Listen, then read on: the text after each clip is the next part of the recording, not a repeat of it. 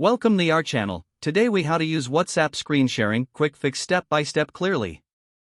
Open the WhatsApp application on your device. Start or join a video call with the person you want to share your screen with.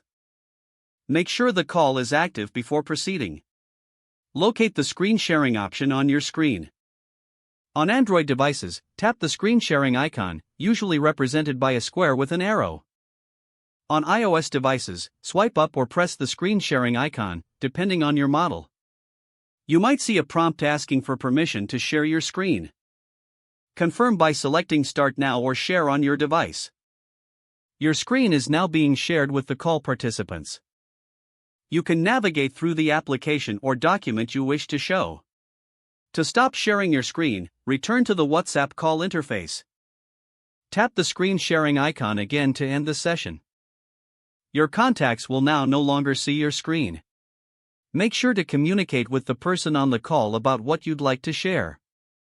Always remember to close any sensitive information before sharing your screen. If you encounter any issues, ensure that both you and the other participant have the latest version of WhatsApp. If the page does not load, refresh the browser or try again in a private or incognito window. Make sure you are using the correct email address, then retype it carefully to avoid small typos. If your password is not accepted, use the reset option and create a new strong password you can remember. Check your spam folder for verification or security emails, then complete any requested confirmation steps.